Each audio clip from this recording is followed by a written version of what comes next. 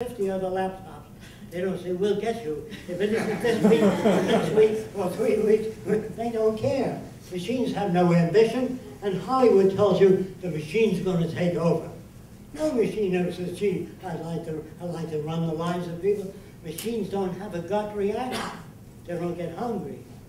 They don't feel resentment. If you put one computer and paint it, the other doesn't say, why don't you paint me? You know, they don't get mad. These Hollywood makes movies on the future where people use laser beams and they burn each other. This isn't the future. This is Hollywood hacks. Now the book 1984, Brave New World, Atlas Shrugged, that's what you got now. Okay? Now look, let me open this area here to some questions, which I'm sure you all don't agree. So don't be polite.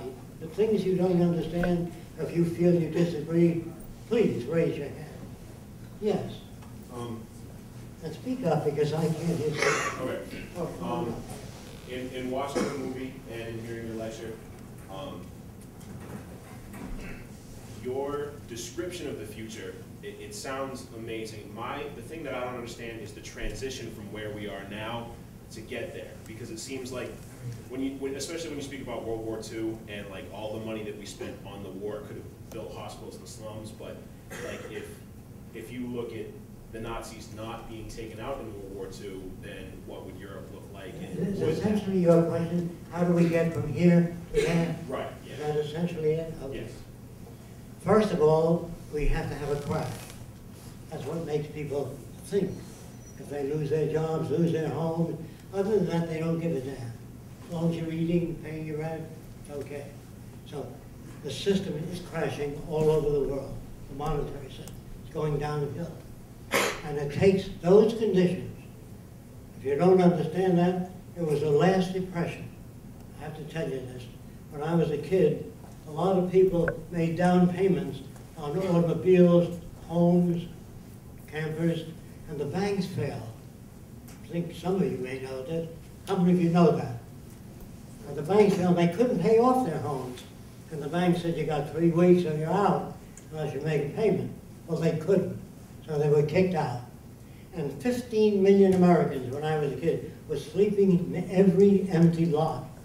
And that looked wrong to me, because a lot of you guys never saw that. I'm 93, so you'll know that what I'm talking about is in my time, maybe not your time. And I saw all these people sleeping in empty lots. Then something new happened.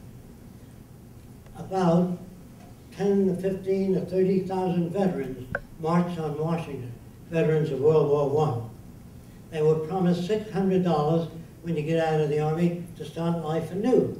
But the government was not in a position then to give them that money, so I gave them IOUs. And the veterans said, I can't pay my rent with IOU. I can't buy food for my kids. And they came with crutches and wheelchairs and were sleeping all around the Capitol in Washington. And that looked very bad. So they said, Douglas MacArthur, who was a captain, get them out of here. It doesn't look good. So he asked them to leave, and they didn't leave. They said, no, we're not leaving until we get our pension you promised us. So Douglas MacArthur ordered the troops to throw tear gas at the veterans. You could look it up in any, particularly the New American History. It isn't in our school books. A lot of stuff is taken out of books, and that is a lie to do things like that. The book, 100 Million Guinea Pigs, is a lie. I mean, if you don't make it available to people, books that are taken out of the library because they don't feel you ought to know that, or it would hurt the country, I don't like that at all. Yes? All right, we get back now to the transition. The transition is the breakdown first. During the breakdown, during the Depression, there were people up on soapboxes all over America, every empty lot. One group was Mankind United.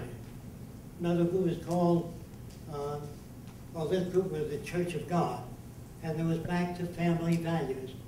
Socialism, communism, Nazism, all kinds of ideas during the Depression. That's what generated it. So I was standing in front of a socialist, and I said, when you get into power, how are you going to house the masses? Well, he said, well, we'll work that out at that time. I said, well, do you have any blueprints now for it? He said, no. Then I went over to another guy who was talking about communism. He said, go away, Sonny boy. There's a lot of older people there. And I said, no, I want to hear what communism is from a communist. He says, why? Because I don't believe what the Democrats say about the Republicans or what the Republicans say about the communists. I want to hear what the communists have to say, so she can say. So when he got through, I said, I want to ask you 1,000 questions. He said to me, you'll have to go to the YCL. I said, what's that? Young Communist League. I said, what are they? Well, here's an address, and I went there. And there were little girls, 10 years old, and boys up to about 17, and they were reading books like Crime and Punishment. Little kids reading deep books. And I said, gee, these kids are very different than ordinary kids. So after the meeting, I raised my hand, I said, how are you going to house the masses? And they said, well, when that time comes, we'll work on it. I said, how are you going to prevent corruption in government? They said, well, we'll work on that when that time comes. I said, let's start a technical branch of the Communist Party, ways of preventing corruption and housing people. They said, you're a deviationist.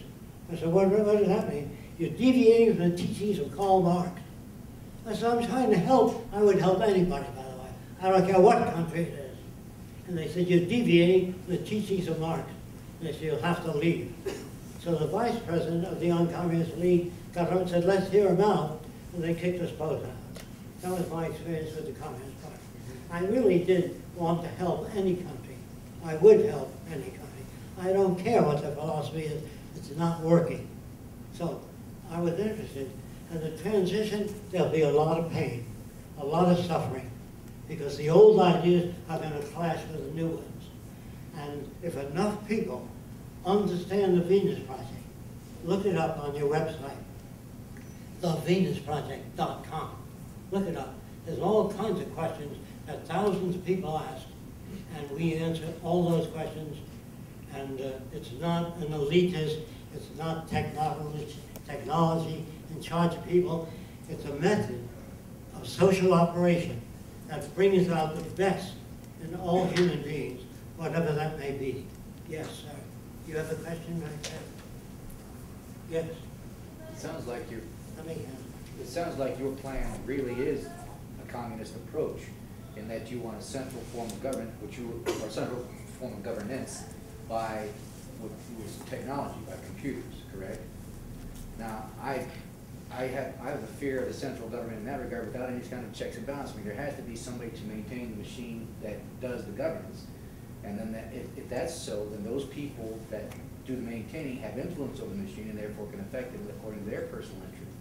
Then the machine itself, if you do have artificial intelligence that develops to the levels that you're claiming that they can, and their potential, what's to prevent a machine from going to the level of, say, a cybernet, like in the Terminator movies? take over. I know that machine take over. Yeah, and before you answer that, I'd like to mention, yes, a machine is not motivated by chemical impulses like a human being, which gives you an idea that it's going to have a straightforward empirical approach. And that's a nice idea, but we do hold as humans values that a machine could not appreciate, such as the idea of keeping mentally disabled people alive. You know, if you think about in terms of eugenics and such, there are scientific approaches to communities that we don't agree with on a personal level, because we don't think that everyone should die simply because they're not as useful to the community as the greatest contributers. We don't live discrimination based on health, discrimination based on mental ability. Correct. I mean, Okay. in the jungle. I'm trying to answer.